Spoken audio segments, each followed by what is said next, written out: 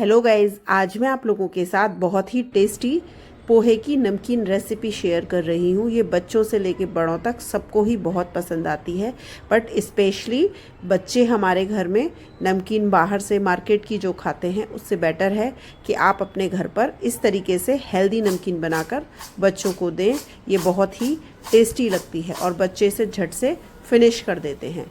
तो चलिए आज मैं आप लोगों के साथ इसकी रेसिपी शेयर कर रही हूँ। सबसे पहले मैंने यहाँ एक बोल लिए हैं पोहा।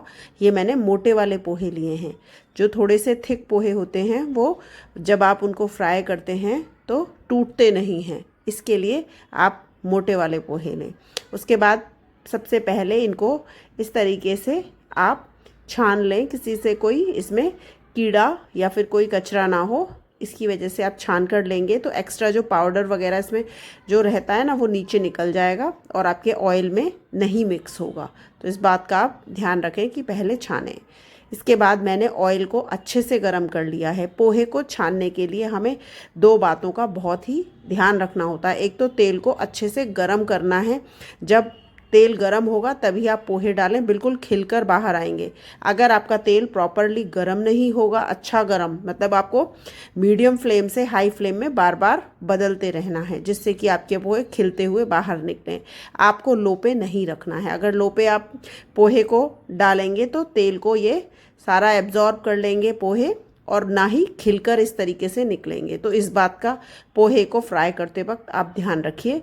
दो दो मुट्ठी भर के आप इस तरीके से डालिए। स्टेनर में आप डालेंगे तो ये ऑयल को भी ज़्यादा नहीं पिएंगे और फटाफट खिले खिले बाहर निकलेंगे।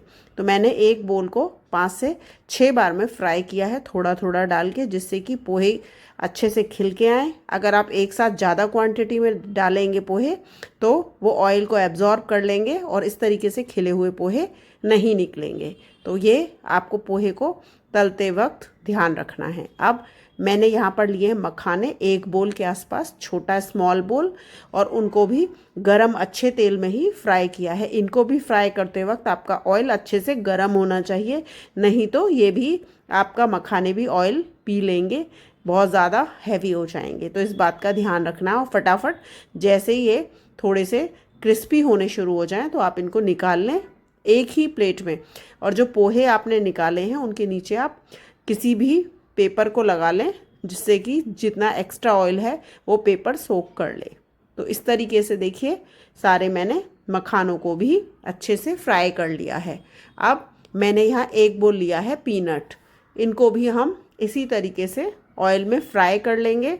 और इसको ध्यान रखेंगे कि इसको हमें हाई फ्लेम पे नहीं करना है, इनको हमें मीडियम फ्लेम पे ही पीनट को अच्छे से फ्राई करना है। क्योंकि अगर हम एकदम से तेज़ गैस पे इनको फ्राई करेंगे तो ये अंदर से जल जाएंगे और टेस्ट भी नहीं रहेगा। तो बस इस बात का हमें ध्यान रखना है कि इनको हमें इसी तरीके से मीडियम फ्लेम पे तलकर निकाल लेना है। आप चाहें तो थोड़ी थोड़ी करके डालें, नहीं तो अगर आप पूरी डालें तो भी कोई प्रॉब्लम नहीं है। मतलब एक बोल एक बार में भी आप सेक सकते हैं। एक बोल मैंने यहाँ पर लिए हैं काजू, क्योंकि बच्चों के लिए क्या है, बच्चे खेलते हैं, बाहर जाते हैं गार्डन में, तो उनका क्या है, स्टेमिना बढ़ाने के लिए हम ये ड्राई फ्रूट्स का यूज़ कर लेते हैं, जिससे कि बच्चे हेल्दी रहें और खाने में भी उनको अच्छे से टेस्ट आए। बजाय मार्केट का नमकीन हम लाएं और वो खिलाएं, तो उससे बेटर है कि हम घर पर ही इस तरीके से बनाकर बच्चों को दें और बच्चे बहुत ही एंजॉय के साथ इसको खाते हैं। इस तरह से काजू को भी हमें मीडियम फ्लेम पे ही सेकना है, अच्छे से फ्राई करना है। ये जब पिंक कलर के निकले तब हमें इन्हें बाहर निकाल लेना है। इसके बाद मैंने 2 मुट्ठी के आसपास डाले हैं फिर बादाम भी मैंने, इनको भी हमें मीडियम फ्लेम पे ही फ्राई करना है, क्योंकि ये भी अंदर से जल जाएंगे अगर हम तेज़ गैस पे करेंगे। तो इनको हमें मीडियम फ्लेम पे ही बस 5 मिनट के आसपास इनको सब चीज़ों को सेकना है। उससे ज़्यादा टाइम नहीं लगता, क्योंकि तेल अच्छे से गरम है हमारा और मीडियम फ्लेम पे हम फटाफट से निकाल के इस तरीके से रख लेंगे। ये भी हमारे बादाम भी अब अच्छे से फ्राई हो गए, कलर देखिए चेंज हो गया है। अब हम क्या करेंगे, इसके लिए बना लेते हैं मसाला। सबसे पहले मैंने यहाँ 1 टीस्पून के आसपास धनिया वाला, जो धनिया होता है ना साबुत, वो लिया है। और नींबू के फूल, नमक, हल्दी और 1 टीस्पून लिया है बस नींबू के जो फूल होते हैं वो साइट्रिक एसिड होता है जिसकी वजह से वो खट्टा करता है नमकीन को। तो वो हमें सिर्फ हाफ़ टी स्पून से भी कम ही लेना है जितनी मैंने क्वांटिटी डाली है, क्योंकि अच्छे से खट्टा हो जाता है। और अगर आपको हल्का खट्टा मीठा चाहिए तो आप हाफ़ टी स्पून इसमें शुगर का भी यूज़ कर सकते हैं, बट मेरे यहाँ कोई मीठा नहीं खाएगा तो मैं नमकीन ही इसको बना रही हूँ। इस तरीके से मेरा मसाला भी बनकर हो गया है, देखिए रेडी। बिल्कुल इसको हमें अच्छे से पीसना है जिससे कि वो मिक्स हो जाए हमारी नमकीन में। अब करी पत्ता मैंने निकाला है, इस तरीके से करी लीव सारी आप निकाल के और एक प्लेट में तोड़ के रख लेंगे। और इनमें देख लीजिए पानी नहीं होना चाहिए, अगर पानी होगा तो बहुत तेज़ी के साथ निकलेगा और वो आपको फिर आँखों में भी जा सकता है। तो इस बात का ध्यान रखें, इनको धोते वक्त अच्छे से पोंछ लें। अब ये भी हमारा अच्छे से फ्राई हो गया। बस जो अब हमने बनाया था ना मसाला, उसको हम अब इसमें डाल देंगे। पूरा मसाला एक साथ ही आपको डालना है जिससे कि वो अच्छे से फ्राई हो जाए और नमकीन में अच्छे से चिपके।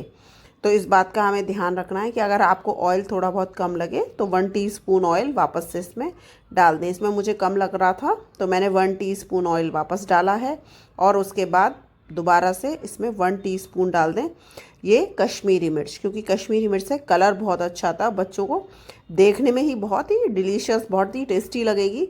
तो बच्चे यकीन मानिए कि बहुत ही खुशी से खाते हैं इसको। तो इस तरीके से बना के मैं 10 से 15 दिन के लिए ये वाली नमकीन भी स्टोर कर देती हूँ, क्योंकि अगर हम एक ही तरीके का नमकीन या एक ही तरीके का स्नैक्स बच्चों को दें तो वो बच्चे बहुत ही जल्दी मना कर देते हैं नहीं खाना।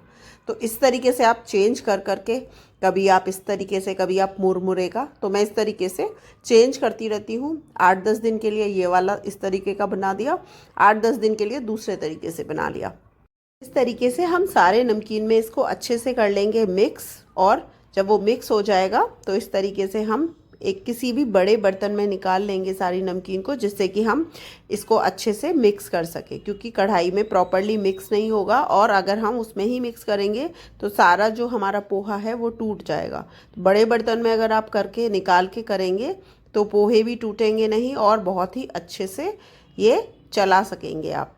जो इसका ये अलट और पलट करेंगे हम, अलटते पलटते इस तरीके से हम इसको तैयार कर लेंगे। देखिए कितना देखने में ही आपको लग रहा है कि कितना अच्छा है और हेल्दी भी है, क्योंकि बाहर का जो ऑयल रहता है वो उतना हमें नहीं पता कि वो किस तरीके का है, कैसी क्वालिटी का है। तो बेटर है कि आप अपने घर पर इस तरीके से बनाकर रख लें, स्टोर कर लें किसी भी डब्बे में। आप जिसमें भी स्टोर करें वो एयर टाइट होना चाहिए, क्योंकि एयर टाइट डिब्बे की जो नमकीन है वो 10 से 15 दिन 20 दिन भी बिल्कुल ख़राब नहीं होती, बहुत ही क्रिस्पी बनी रहती है। देखिए साउंड भी कितना अच्छा आ रहा है। बस इस तरीके से मैं ये डब्बों में भर के इसको स्टोर कर लेती हूँ और हर रोज़ एक एक कटोरी, एक एक बोल बच्चों को दे देती हूँ खाने के लिए, और ख़ुद भी कभी कभी ये वाली खा लेते हैं हम। तो अगर मेरी आपको ये रेसिपी अच्छी लगी हो, पसंद आई हो, तो आप मेरे चैनल को लाइक कीजिए, सब्सक्राइब कीजिए। कोई भी कमेंट हो मेरी वीडियो से रिलेटेड तो आप कमेंट बॉक्स में जाकर कमेंट करके पूछ सकते हैं।